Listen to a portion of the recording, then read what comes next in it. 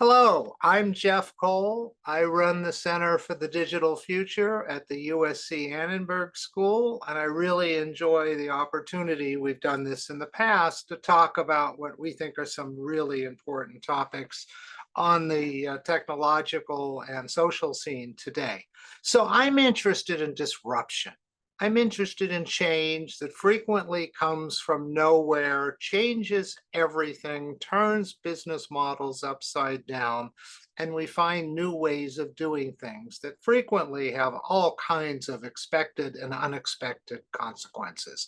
What I want to talk about today is what I think, along with AI, which of course everyone's talking about, I want to talk about a disruption that I think is going to be one of the most important economic and social disruptions of the next 100 years. And that's the weight loss drugs that we have seen take over the market. If we had thought 25, 30 years ago that there was a pill you could take once a day that would cause you to lose significant amounts of weight, we would think it's a miracle. Well, I'm not a shill for these new drugs, but these drugs are even better. It's not once a day, it's once a week. We're talking about drugs such as Ozempic and Wegovy from Novo Nordisk. We're talking about Mounjaro from Lilly and all kinds of new drugs. The remarkable thing about these drugs is they work. The people who take them, they were intended for people who were diabetic, but discovered that the weight loss came along with the treatment for diabetes. And now there are diabetic versions and non-diabetic flavors. But these drugs work. People lose 15 to 20% of their body weight. In addition to losing weight, which makes you healthier, it also reduces the risk of heart attacks and strokes, seems to play a major role in dealing with kidney disease and fatty liver disease. And astonishingly, these drugs even seem to play an important role, we're just beginning to understand, in dealing with alcoholism, drug addiction, and gambling addiction, because they deal with impulse control. And now, just in the last 2 weeks, seem to be important impact on sleep apnea. Now, some of these remarkable effects are just come from losing weight. Sleep apnea is weight related, and I'm not sure these drugs directly deal with sleep apnea. They just may make the body thinner, which deals with sleep apnea. But these are really remarkable results. The price, we'll talk about the economic price in a minute. The price that patients pay so far are fairly minor side effects: nausea, constipation, or diarrhea, not at the same time, thankfully. There has not so far, and these drugs have been on the market in one form or another for close to 10 years. So far, there seem to be no long-term negative effects. What some people don't like about these drugs, and this is an interesting phenomenon, is to continue, as in any diet, where frequently you can lose weight, but when you stop being on the diet, people more often than not, about 85%, not only regain the weight, regain additional weight. These drugs you may have to be on for the rest of your life. Now, it's not dangerous if you go off of them. If you lose 35 pounds or 20 kilo or 18 kilo, if you go off of them, there's nothing terrible is going to happen to you health-wise, but you may regain the weight unless you've been able to build the self-control that can keep you off of them, can keep you to stop eating without the drugs. But even if you have to be on them the rest of your life, there's one negative consequence of that, and that's the cost of the drugs. But even if you have to be on them the rest of your life, that's true of cholesterol drugs, blood pressure drugs. Many people take medications they have to take the rest of their lives. So this is a phenomenon that really does seem to be working. because obesity in America, 69% of Americans are overweight. Half of those are obese.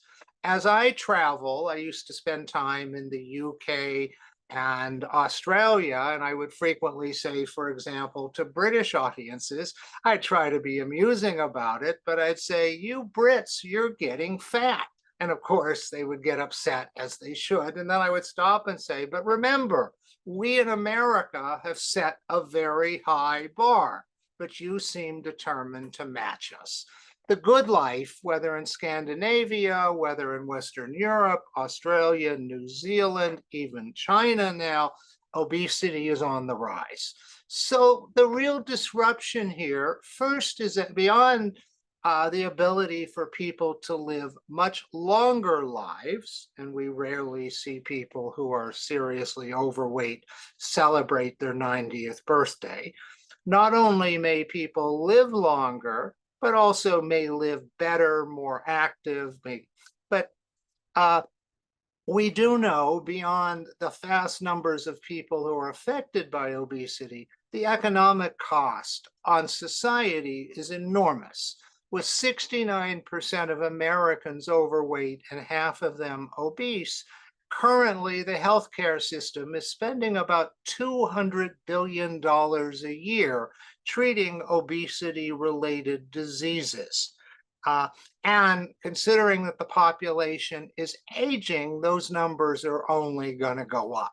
Without something that can effectively deal with obesity, our healthcare systems around the world may go bankrupt.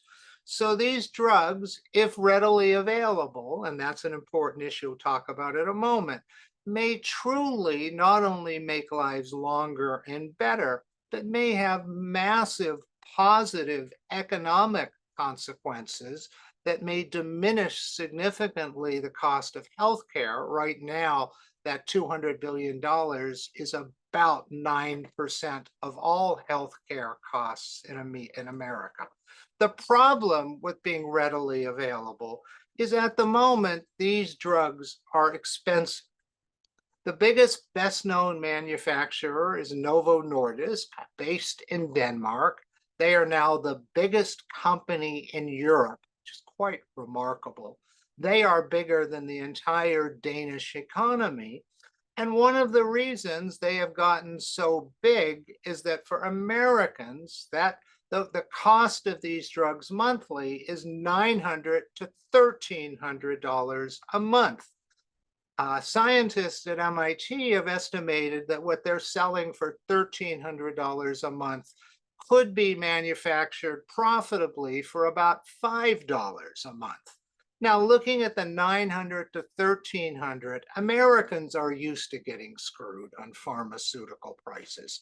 The same drugs in the UK are about $200 a month, in Canada about $150 a month, and in the US, the healthcare system, our equivalent of the National Health Service, Medicare, although Medicare is only for people 65 and older, will only pay for these drugs if someone is diabetic or is morbidly obese or has an obesity condition that's life-threatening. That standard's beginning to be relaxed a little bit.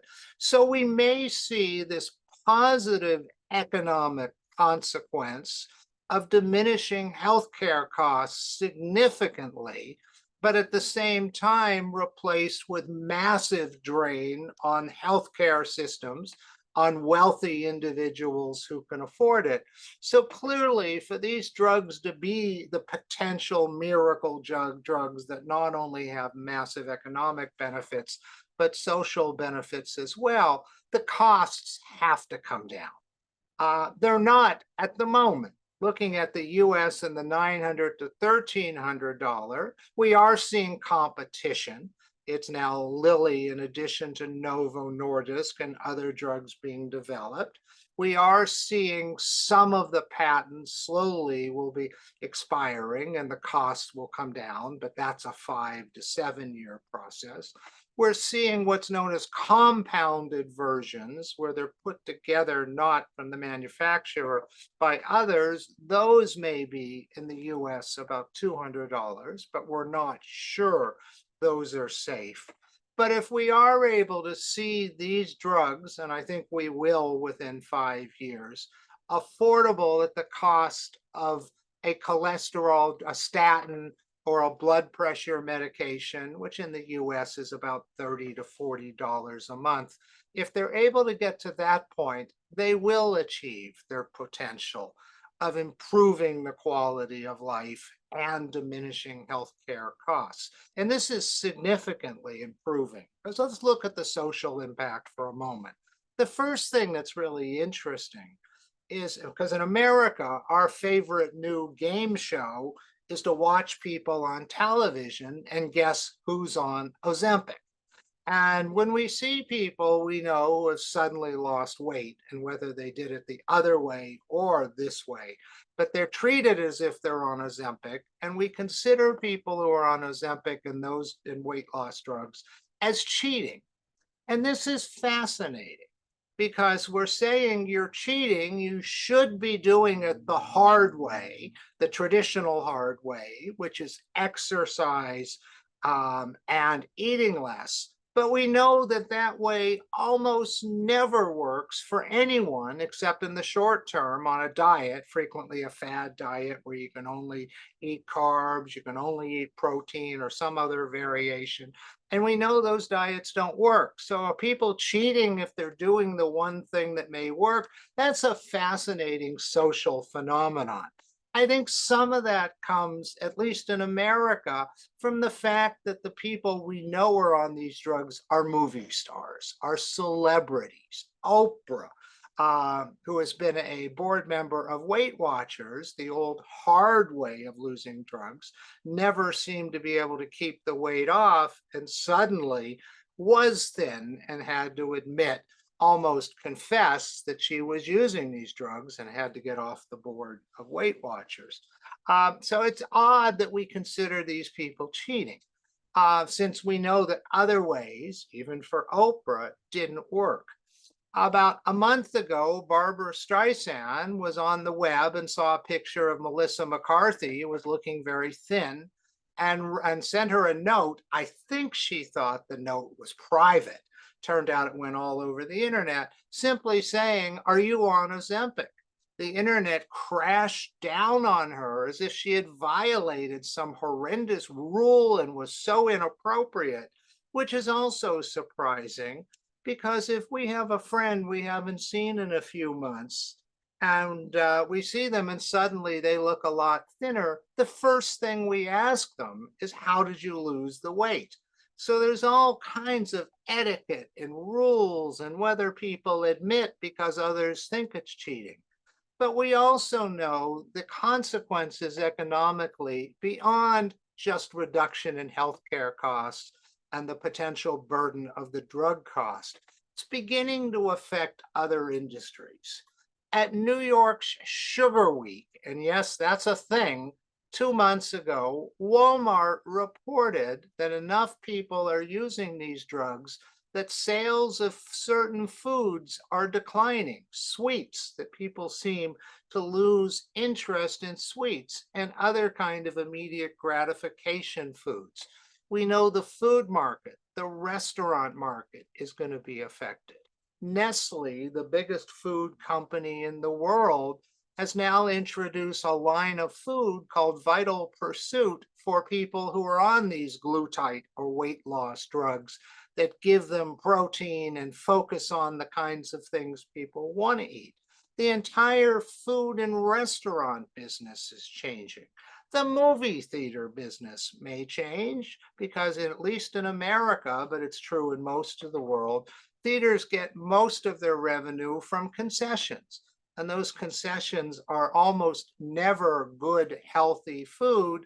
They're impulse food. They're canned candy and all kinds of things filled with sweets. If those go down, movie theaters may not survive.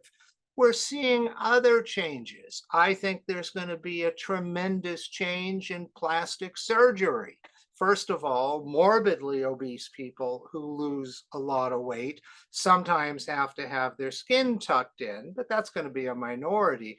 But a lot of people having lost weight are going to want to then do the rest of their bodies and have their noses or their faces or their breasts fixed so they can be, quote, even better. We know that therapy may be affected because, particularly in a marriage, there has been a noticing of a tendency having to do with these drugs. Just when one partner loses weight, sometimes it makes the marriage better. They encourage the other partner, but frequently that person can be reckless as they suddenly become a bit more attractive to other people for the first time, maybe in years. We know the travel business will change as people have lose weight and buy, and also I should have mentioned the fashion industry. People will want to get out of their sweatpants, buy new clothes, spend more time and energy on themselves, get out of the house, travel. The number of businesses that are going to be affected in some way, ultimately, together with healthcare, is going to be in the trillions of dollars. So the desire 25 years ago was to take a pill and lose weight. We're pretty much there, and it seems to be working. The only thing that really stops this from transforming society would be a long-term health effect that's intolerable. So far, we don't see that. Or if the prices of the drugs never come down to earth. But with safe drugs that are affordable to almost everybody, they need them, the economic and social transformation is going to be massive. And we're just beginning to understand which activities and which businesses will be affected.